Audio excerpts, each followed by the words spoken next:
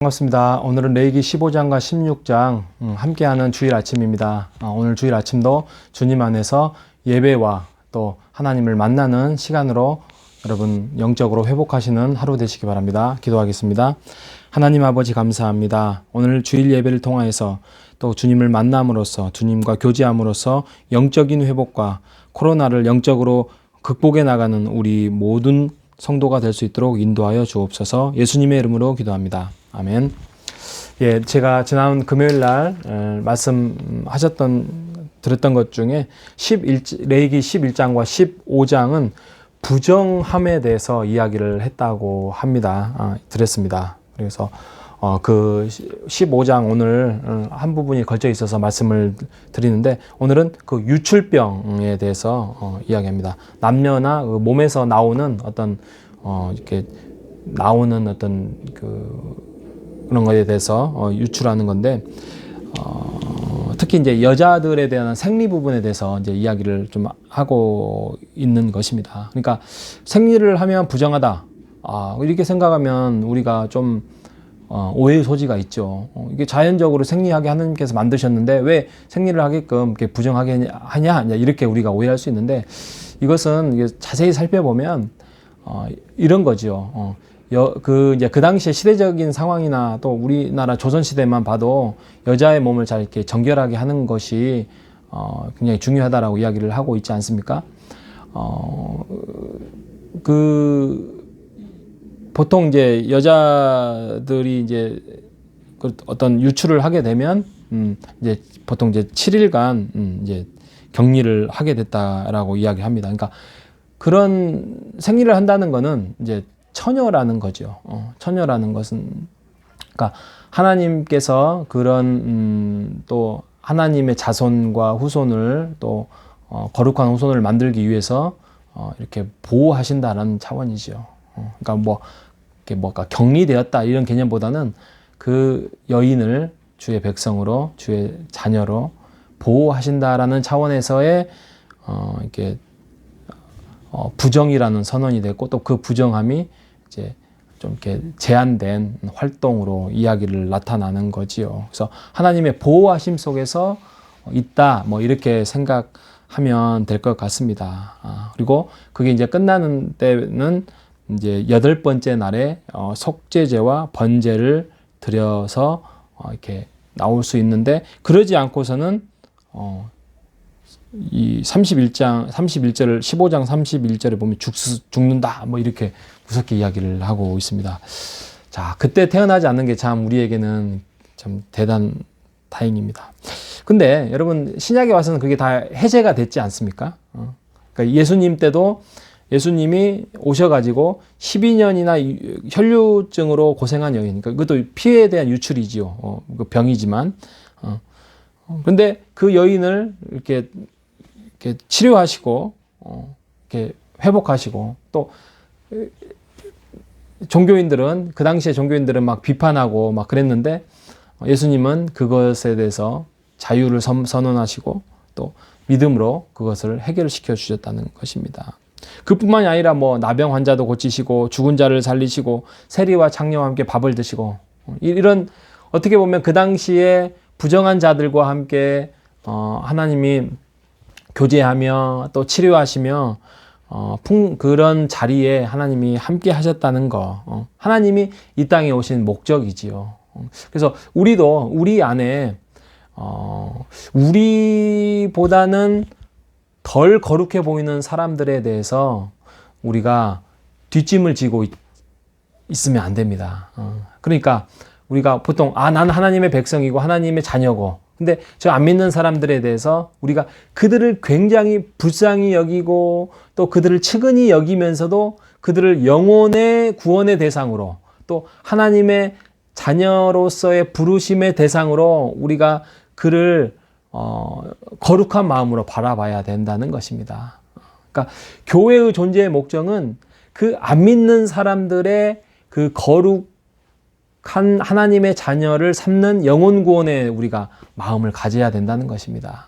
그래서 우리가 보통 이제 전도를 해야 되죠. 전도를 해야 되는데, 먼저 앞서야 될 것이 우리에게 전도 하려는 영혼 구원의 그 마음이 있느냐, 이게 중요합니다.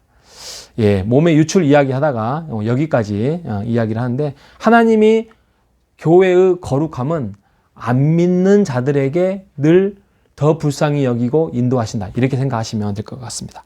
자, 16장에 가면 이제 이게 15장까지는 이제 부정에 대해서 이야기를 하고, 그다음에 17장부터는 이제 거룩에 대해서 이야기하는데, 그 중에 이제 딱 중간에 자리를 차지하고 있는 게 속죄일 16장입니다. 속죄일은, 그러니까 10장에 나답과 아비우가 제사를 잘못, 거룩함을 이렇게 훼손시켜 가지고 이렇게 죽게 되는 이런 일들이 벌어지니까, 그거에 대해서 이제 죽지 않도록 제사장이 실수나 또 아니면은 좀 그 잘못된 거에 대해서 죽지 않도록 그 법령을 이제 만든 거죠. 그래서 속죄일에 제사장이 먼저 이렇게 뭐 1년에 한 번씩 속죄소에 들어가기 전에 먼저 자기의 몸을 거룩하게 하는 거예요. 그래서 몸을 깨끗이 씻고, 또 거룩한 옷을 입고, 또 그 제사장을 위한 숫송아지를 잡고, 또 염소를 잡고, 또 양을 잡고, 그래서 그거를 또 피를 가지고 또 바르고, 또 속죄소에 바르고, 뭐 이것저것 바르고 이제 그렇게 한다는 거죠. 그러고 난 다음에 그 제사를 진행했다. 그러니까 하나님의 배려가 이제 묻어 있는 건데, 여러분, 염소가 2마리가 있습니다. 한 마리는 이제 번제로 잡아서 피를 아까 그 성소 지성소에 이제 바르는 거고, 한 마리는 이제 그 안수하고 광야로 내보내는 것입니다.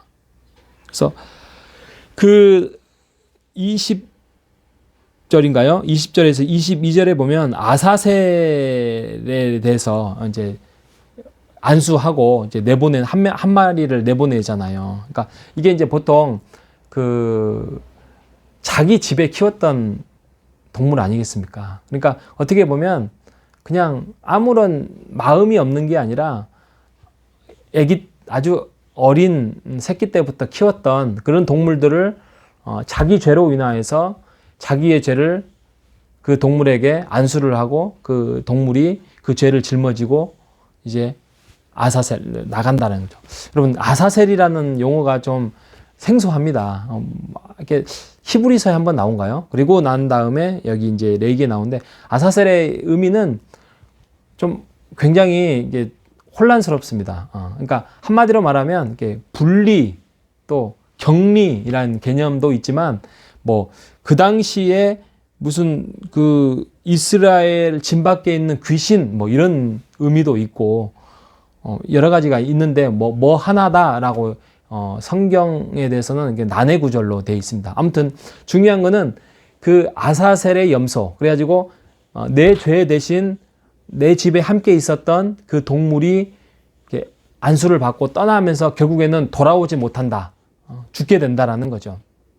그 정도로 죄에 대해서 심각성을 가지고 가슴을 아파하고, 너 죄로 인하여서 너의 한 집에 있었던 그 동물이 죽음을 맞이했다라에 대해서 경각심을 가져서 너 2번 다시 그 죄를 짓지 말아라 라는 하나님의 교육적인 효과라는 것이 아사셀의 염소라는 것입니다. 근데 그게 이제 예수 그리스도이죠. 우리 죄를 인하여서 예수 그리스도가 피 흘려 돌아가셨는데, 이게 이제 아사셀의 개념하고는 완전 다릅니다. 예수님의 이 제사는 궁극적인 제물, 그러니까 마지막 제물이었고요. 또 단회적이고 영구적인 제물이었고, 또 세 번째로는 완전한 대제사장으로서의 제물뿐만 아니라 대제사장이 됐다는 것입니다. 그래서 우리가 오늘날 제사를 드릴 필요가 없고, 우리에겐 자유가 있고, 우리에게 기쁨이 있는 것입니다. 여러분, 그 기쁨을 함께 교제하고 만끽하고 하나님께 나아오기 위하여서 교회를 하나님께서 주셨고, 그 교회 안에서 우리가 예배를 드리기 위한 자리가 오늘 이 자리 예배가 있습니다. 여러분 예배를 사모하십시오. 예배 자리를 사모하십시오. 하나님이 우리에게 교회를 주신 목적, 우리를 주의 백성으로 부르시는 목적이 하나님과 예배드리고 그 사명을 감당하기 위해서 우리를 부르셨습니다. 그 사명 앞에서 우리가 하나님을 더 귀히 여기고 더 감사하며 우리의 주신 그 사명을 헛되이 낭비하지 않는 우리 모두가 되시기를 주님의 이름으로 축원드리겠습니다. 기도하겠습니다. 하나님 아버지 감사합니다. 아사셀의 염소로 인하여서 죄가 전가되었습니다. 그런데 그 행위는 매년 반복될 수밖에 없었습니다. 하지만 예수 그리스도의 십자가의 지심으로 인해서 궁극적인 제물이 되시고 단회적으로 영구적인 제사가 되었고 완전한 대제사장이신 우리 예수님으로 인해서 우리가 참 자유와 또 그 교회를 우리를 이루어가게 하여 주셔서 감사합니다. 우리가 교회 안에서 예배를 사모하며 하나님께 나오는 그러한 영적인 제사를 드리는 우리 호산나 교우들이 될 수 있도록 인도하여 주옵소서. 살아계신 예수님의 이름으로 기도합니다. 아멘.